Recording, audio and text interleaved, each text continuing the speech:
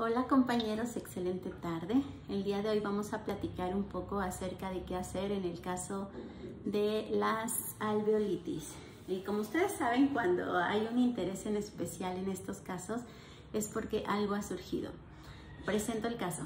Paciente femenina de 49 años de edad acude a la consulta. En el diagnóstico, en la historia clínica, la paciente dice que no presenta ninguna enfermedad ni alergias a ningún medicamento. Se presenta por extracción de un primer molar inferior del lado derecho, lo recibe un operador, hace la extracción aparentemente con los debidos cuidados, da las indicaciones la paciente a los 2 días de evolución, es decir, al día 3, presenta un dolor muy intenso, pulsátil en la zona. Va a consulta y el doctor le comenta que la herida se infectó y le manda clindamicina y eritromicina. En este primer punto de mandar la clinda y la eritromicina, creo que ahí tenemos como un poquito un choque. La clindamicina, como ustedes saben, es de la familia de las lincomicinas. Está para estreptococos, estafilococos y es un antibiótico excelente que se usa como en pacientes que tienen alergias a las penicilinas, pero en infecciones un poquito complejas.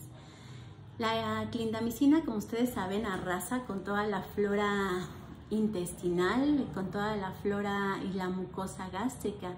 Entonces ahí hay que echarle un ojito respecto a la situación de cuando mandamos la clindamicina. Generalmente yo mando la clindamicina en situaciones de infección ya más complejas, en donde ya veo un cuadro de abultamiento, edema, etc. Y la eritromicina es una familia de los macrólidos que actúa más o menos como la clindamicina. Entonces, mandar estos dos antibióticos juntos, no sé, voy a buscar en la literatura, pero la eritromicina sí le da los gram positivos generalmente, un poquito menos a los gram negativos. Yo la verdad en un caso así optaría o por la clindamicina o por la eritromicina, que es un macrólido, pero no mandaría los dos juntos porque la eritromicina también es un irritante severo gástrico. Entonces por ahí se nos fue una fórmula que la verdad le ocasionó un cuadro a la paciente espantoso, que acabó en el médico y el médico le dijo que estuvo a punto de tener parálisis intestinal por la irritación que le causaron ambos medicamentos. ¿Ok? Entonces ahí primero, chequen eso. Después, no se le quita el dolor, no se manda analgésico, solamente se manda antibiótico, no se le realiza curación. La paciente regresa nuevamente y ahora la atiende una compañera nuestra y la atiende con un cuadro que creo que hace algunos años yo hubiera hecho exactamente lo mismo. Al ver que la paciente presenta dolor, pues entonces la paciente la diagnostican con un cuadro de alveolitis. La doctora, anestesia regional, es decir, estamos colocando más vasoconstrictor. Raspa el alveolo, en donde ya tenemos un alveolo seco, va a ser muy difícil que volvamos a extraer sangre de las paredes óseas, entonces vuelve a raspar, lava, no se logra formar el coágulo, pero esta vez manda una combinación de analgésicos. En los analgésicos manda dexametasona combinada con tramadol, una muy buena fórmula. Cuando yo vi la receta dije, ok, se le va a quitar el dolor, y es cierto, la paciente dice que con la dexametasona, que como ustedes saben actúa a nivel de región central, y con el tramadol básicamente el dolor disminuye, pero sigue el proceso de la alveolitis. Va la paciente, acude conmigo, me platica toda la situación y pues aquí va la recomendación. Esto es lo más importante. Yo la verdad es que en las alveolitis, en primera instancia, cuando mi paciente ya lo estoy tratando y no logré formar ese coágulo, aprovechando que mi paciente está anestesiada, yo a veces con una hoja de bisturí en el fondo del saco hago una pequeña abertura No tengan miedo de eso. Se van a fondo de saco, si es superior o inferior, no tenemos ahí algún nervio o vaso importante. Entonces van a fondo de saco, abren con la hoja de bisturí una pequeña incisión de 2 milímetros, pero para esto se preparan un godete estéril o se preparan una hipodérmica, de preferencia una hipodérmica nueva.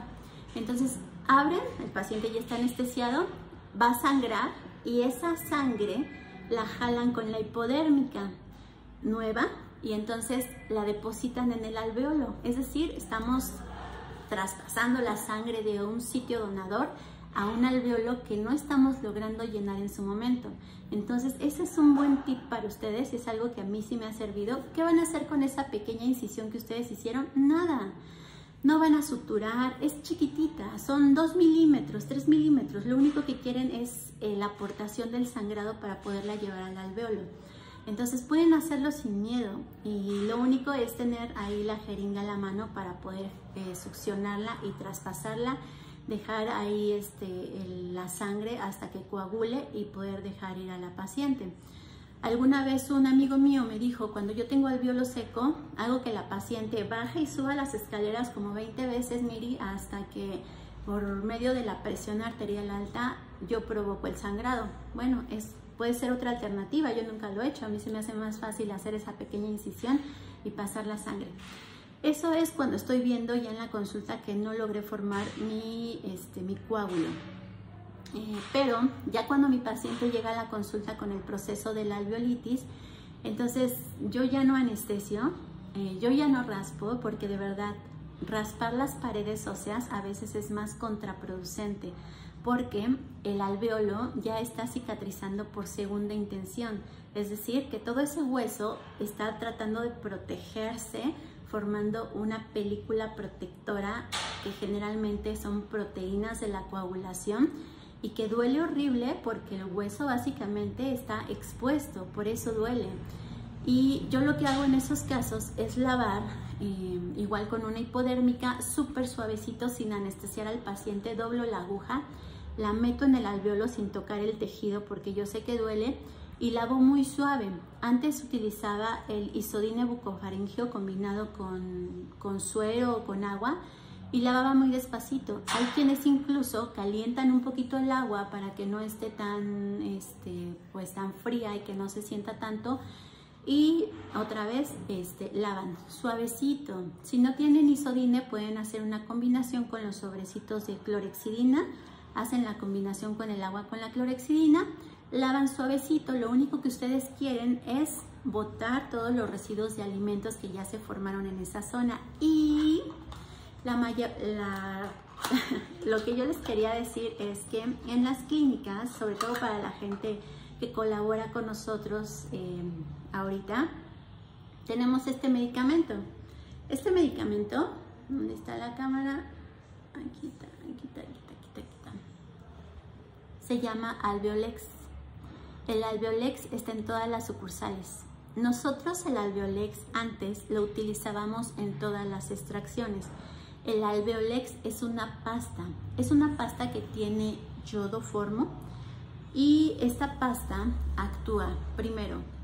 Cuando ustedes hacen la extracción, la toman con una espátula estéril y la colocan encima de su coágulo. Lo que hacen es formar un tampón que está hecho con una cera a base de propóleo y yodoformo. Ese tapón que ustedes están formando es para evitar o para sellar el alveolo, para evitar que se desaloje o que entre alimento. Tiene un aroma muy característico por el yodo, no tiene eugenol, pero esto es una maravilla. Es una solución que es cremosa, entonces no necesitan mezclarla con nada, solamente tomarla con su espátula estéril y con esa espátula depositarla en el alveolo cuando recién hicimos la extracción. Pero bueno, hablando de la alveolitis, este es un excelente elemento que nos puede ayudar para disminuir la sintomatología de la alveolitis, ya que tiene un bactericida y también nos ayuda en la parte analgésica por los componentes que tiene. Entonces, en resumen, bueno, si les ayuda en algo mi consejo, anestesiar y raspar es un poco cruel para los pacientes.